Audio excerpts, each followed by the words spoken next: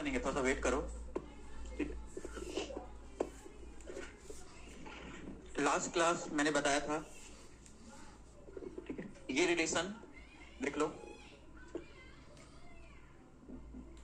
ठीक है, T half, ठीक है, ये मैंने बताया था ना। टी हाफ को क्या लिखोगे? टी 50% लिखोगे ना, ठीक है, ठीक है, 50%, ठीक है। तो 50% रिएक्शन कंप्लीट होने में कितना टाइम ये लग रहा है कि मतलब 50% रिएक्शन कंप्लीट हुआ तो रिएक्टेंट कितना रिमेनिंग बचेगा? ए नॉट बाई 2, ठीक है। चलो, तो कितना हाफ लाइफ लगा? 1 टी हाफ, ठीक है। नेक्स्ट, अगर लिख चुके हो तो लिखने की जरूरत नहीं है। 3/4, और 3/4 को 50% भी बोल सकते हो, सॉरी 75% भी बोल सकते हो, ठीक है। जब रिएक्शन 75% खत्म हो, है ना, तो रिएक्टेंट कितना रिमेनिंग होगा? 2/2 मीन्स 4, ठीक है, 4 होगा ना। और आप लिख सकते हो 2/2, यहां पे लिखो 2 पावर स्क्वायर, तो कितना हाफ लाइफ लगा? यहां पे देख लो, तो यहां पे लगा 2 टी हाफ। क्लियर? नेक्स्ट क्या था? टी 7/8, और इसको 87.5%। आप कैलकुलेट करोगे तो एग्जैक्टली 87.5% आएगा, ठीक है। तो 85.7%, सॉरी 87.5% अगर होगा तो उस समय रिएक्टेंट कितना लेफ्ट होगा? मैंने करा चुका हूं, 2/3। और कैसे पता चला 3 चाहिए? ये देख लो, 8 कैसे आएगा? 2/3, 2/3, समझ में आया? तो यहाँ पे कितना हाफ लाइफ लगेगा? 3 टी हाफ, समझ में आया? ठीक है, अब यहाँ पे लिखा हुआ है, ठीक है, यहाँ पे लिख लो 1023 डिवाइड बाई 1024, और ये अप्रोक्स कितना होगा? 99.9%, मीन्स 99.9% रिएक्शन को खत्म होने के लिए, है ना, ये कितना हाफ लाइफ लगेगा? तो यहां पे लिखोगे ना ए नॉट, और 1024, 2/10, तो यहां पे कितना हाफ लाइफ लगा? ठीक है, तो ये लिखना भी आपको आना चाहिए। समझ में आया? सेम चीज है, उसी को एक डिफरेंट वे में लिख रहे हैं, ठीक है। 75% पता है, 3/4, 87.5, 7/8 भी लिख सकते हो। इसके अलावा आप किसी का भी आप फाइंड कर सकते हो। एग्जाम्पल टी 63/64, कितना हाफ लाइफ लगेगा? जल्दी से बताओ। 2/6, 2/6, तो 6 टी हाफ लिख लिया ना, ठीक है। तो आप कुछ भी लिख सकते हो। टी पावर यहाँ पे है 32, और यहाँ पे आपको मिला, एक कम कर दो, सभी में देख लो पैटर्न क्या है, एक कम है ना, 2 था, एक कम, 2 का एक कम 1, 4 का एक कम 3, 8 का एक कम 7, ठीक है, इसमें एक कम कर दो, तो यहाँ पे 31। इसको कंप्लीट होने में कितना हाफ लाइफ? 5 T half. ये हो गया ना, ठीक है। और कभी कभी ये बहुत इंपॉर्टेंट है, डायरेक्ट क्वेश्चन आएगा तो अभी कर लोगे, ठीक है। इसके अलावा जीरो ऑर्डर में बताया था कैसे लिखना है टी हाफ, मैंने बताया था ना। एक जीरो ऑर्डर का भी लिख लो। अगर आपसे पूछा जाए टी हाफ ये जीरो ऑर्डर के लिए है, तो फॉर्मूला क्या होगा? हाफ ए नॉट बाई के, ठीक है। वही आपसे पूछा जाए टी 1/4 कंप्लीट होने में कितना लगेगा, तो 1/4 ए नॉट बाई के। टी 57 बाय कोई भी रैंडम नंबर ले लो, 99 कंप्लीट होने में, सॉरी, तो इसका फॉर्मूला क्या हो जाएगा? 57/99 इंटू ए नॉट बाई के, ठीक है, हो गया, ठीक है। नेक्स्ट टॉपिक है, लिखो, नया हेडिंग लिखोगे, factor affecting rate of reaction. Factor affecting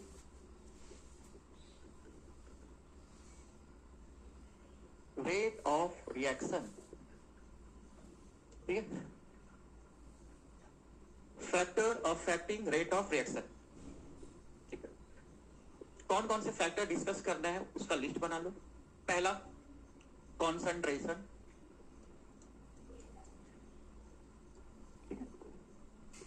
second, first concentration हो गया। Third, nature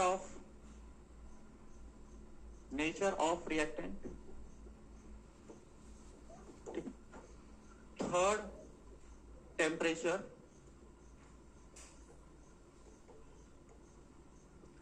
fourth, catalyst. ठीक है, इस चैप्टर में केवल 4 डिस्कस करेंगे। अदर फैक्टर भी है, वो भी लिख लो, उसको डिस्कस मैं नहीं करूंगा। अदर फैक्टर, कुछ अदर फैक्टर भी हैं जो रेट ऑफ रिएक्शन को इफेक्ट करते हैं। ठीक है, तो अदर फैक्टर तो अदर फैक्टर में कौन कौन से होंगे, इसको अगर फिफ्थ देना है तो 5th पॉइंट दो। अदर फैक्टर में पीएच ऑफ सॉल्यूशन, उस पर भी डिपेंड करेगा। ठीक है, pH of solution, dielectric constant of medium, dielectric constant उस मीडियम का, उस पर भी डिपेंड करेगा। ठीक है, ये सब फैक्ट। हाँ, dielectric, electric constant.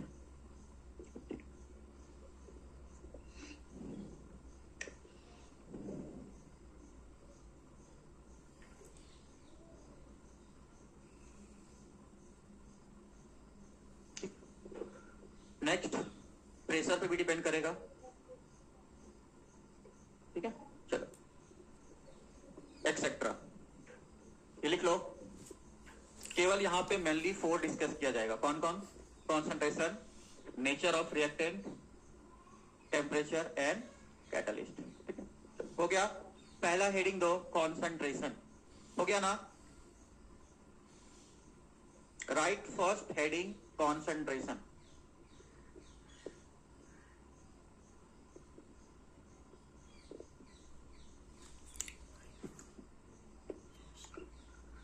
First factor, ठीक है, वो है कॉन्सेंट्रेशन।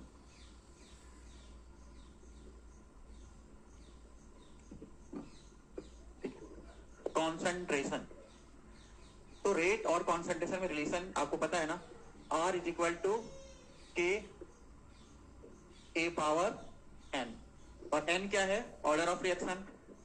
ठीक है, N क्या है? Order of reaction.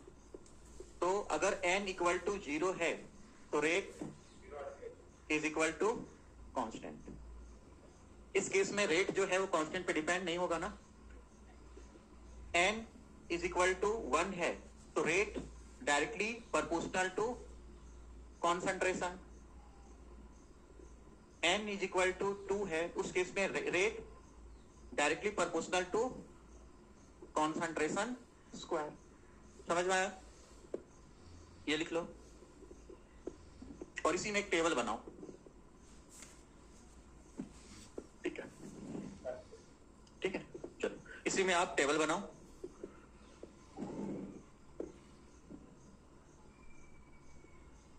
यहां पे ऑर्डर लिखो। ठीक है, ऑर्डर, यहां पे ए,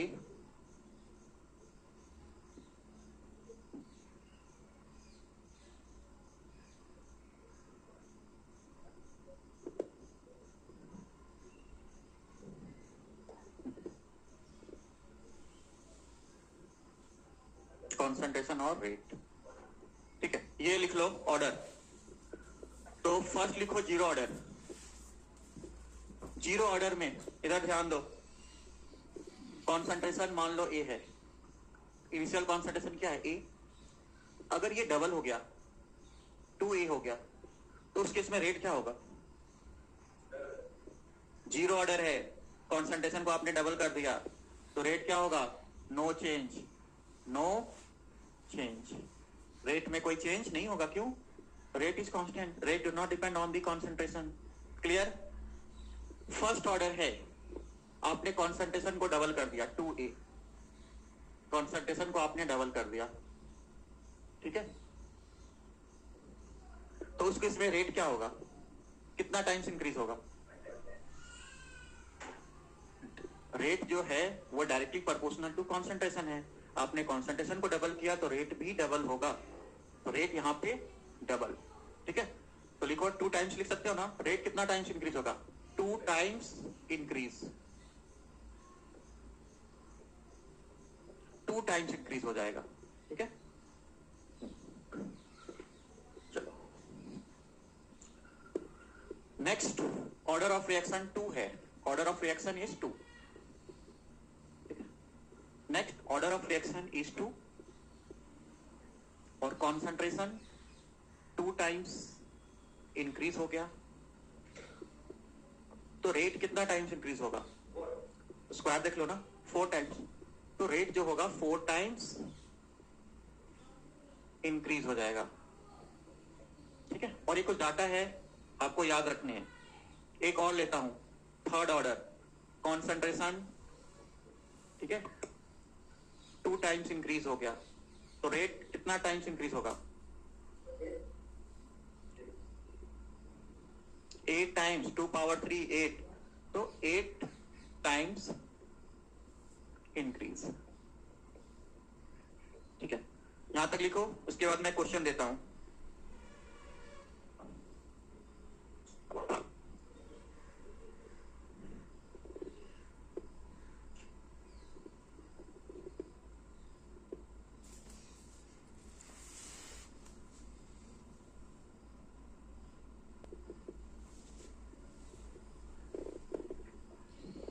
राइट क्वेश्चन।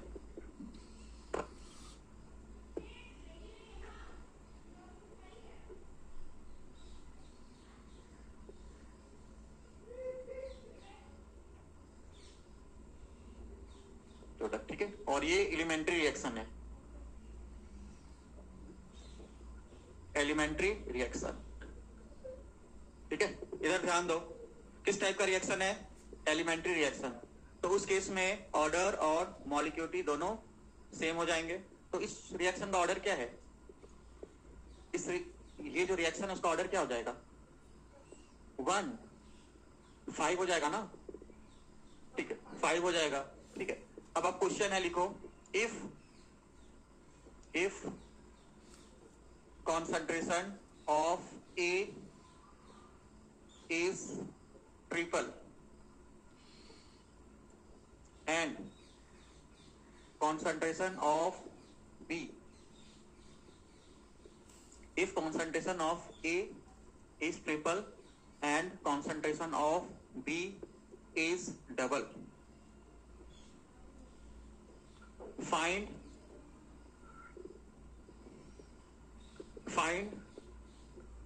the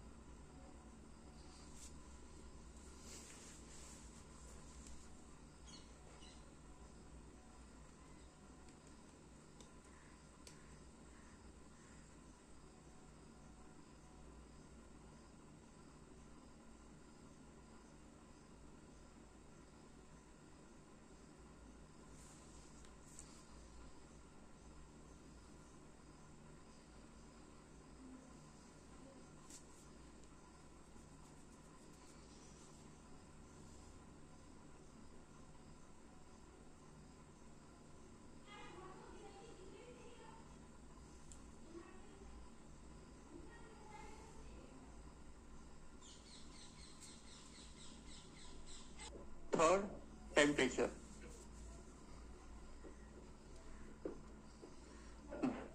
ठीक है, लिखो थर्ड टेम्परेचर।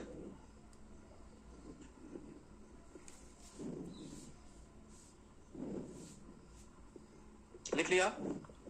उसके बाद लिखो variation of temperature, sorry variation of rate, variation of rate with temperature given by Arrhenius equation।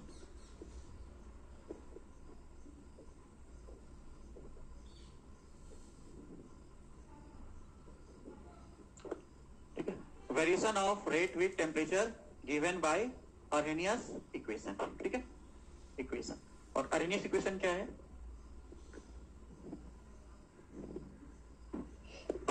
ठीक है, के।